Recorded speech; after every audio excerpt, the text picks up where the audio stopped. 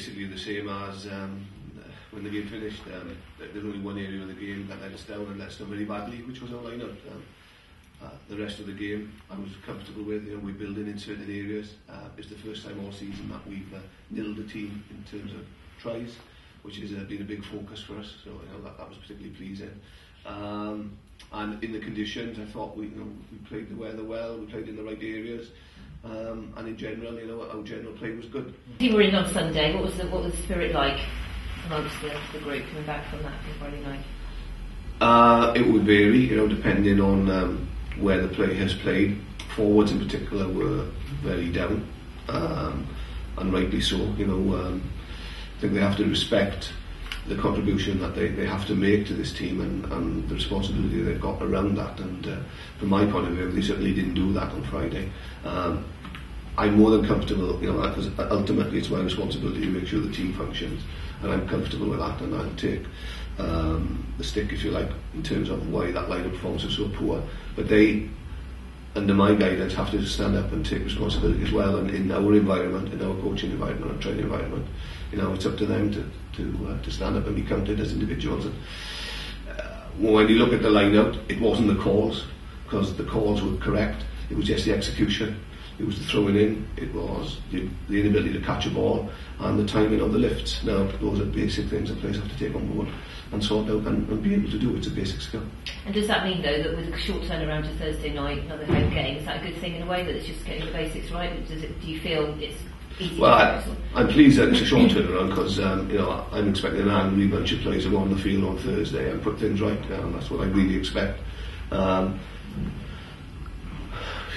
I can't ever see our line-up being that poor again. I really don't expect it to be that poor again, and it would be unacceptable if it ever got to that point again.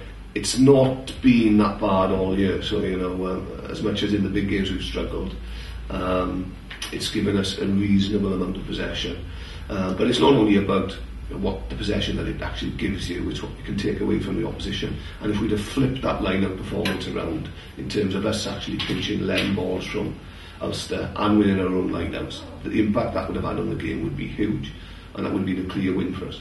But as I say, we can't go away from the fact, and I'm not moving away from the fact that it wasn't good enough. That's what we have to sort out. We sort that out, then the rest of our game I'm comfortable with. I'm assuming now you're going to be down to 4th and 5th choice because it's Thursday night when they made Shanghai. Yeah, we are. So that'll be Rhys Lawrence and Craig Hawkins. Yeah, both very good players, but obviously coming into an environment where they haven't had that much experience, and there is quite a lot of pressure at this moment in time to get those things right. My job is to sort of balance the emotion of putting pressure on the players to perform and also giving them the confidence to perform, and that's the fine line that I have to tread with these guys. I suppose, as you said all season, it's an opportunity for these boys, as you said, to Simon Gardner, and now Rhys has got the opportunity to show he can do it at this level. Yes, he has, and I have to say I think Rhys is a very good rugby player, without a shadow of a doubt. And the area really that has been a focus for him over the last 2 years has been his throwing in and the accuracy of that. So he's coming in, it's a big game for him, it's a big game for us obviously, and he has to get it right and we have to get it right. So is that a big build up, Nigel? George North coming back, is that going to happen now on Thursday? Yes. Yeah. How big a boost is that? That's great, he's been training the last week and a half, and he's just the quality of the player is immense, and what he brings to a side, you just can't underestimate.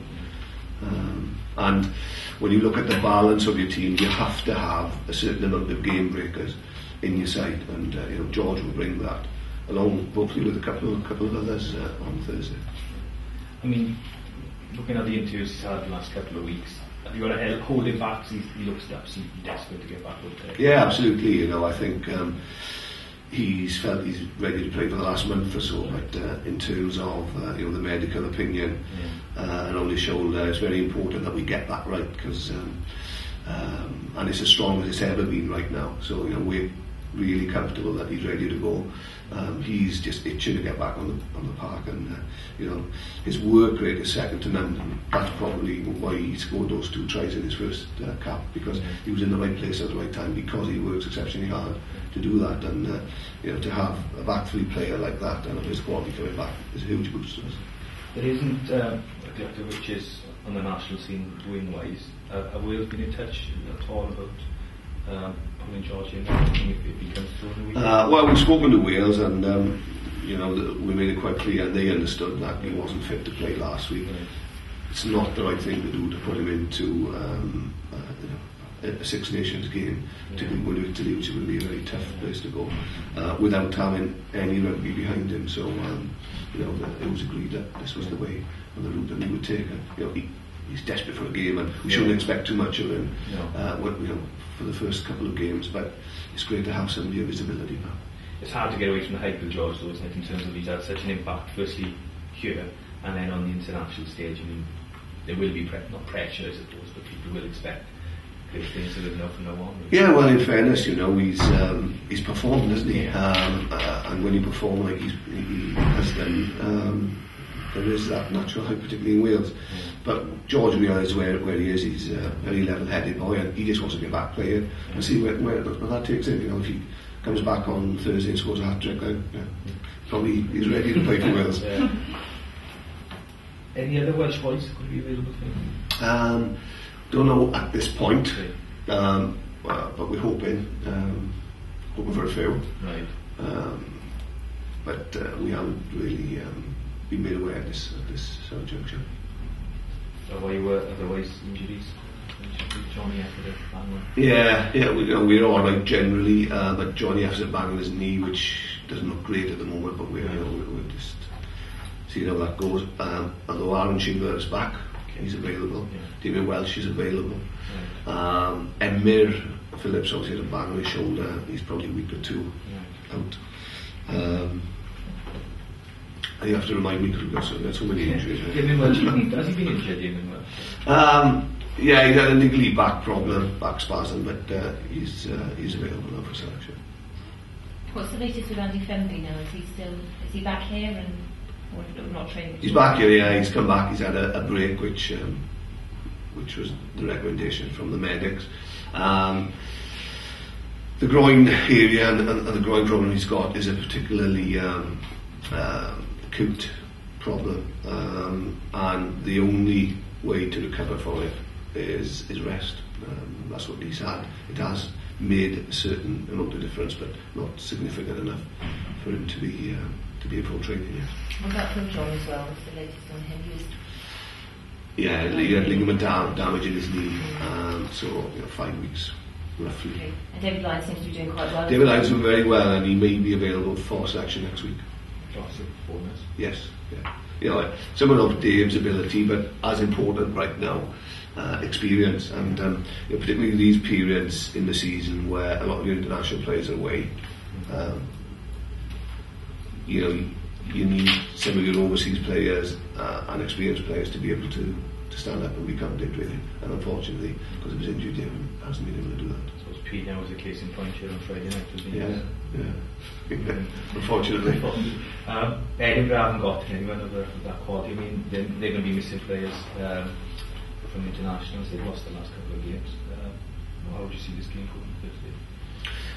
Well, the important thing for me is I'm not taking anything away from what we're trying to do as a team. We're down, we're disappointed, obviously, with the result, and one particular area of our game. We've got to get that right, simple as that. If we do that, I'm really comfortable that we can put in a big performance on Thursday. Slipped out to the top 4, Nigel. I mean, 7 games left. How do you feel with the situation at the moment? Still very tight. We're disappointed that that's happened, and there's only one way we can get back into the top 4, and that's to win some games. And Ulster was obviously one we targeted to win.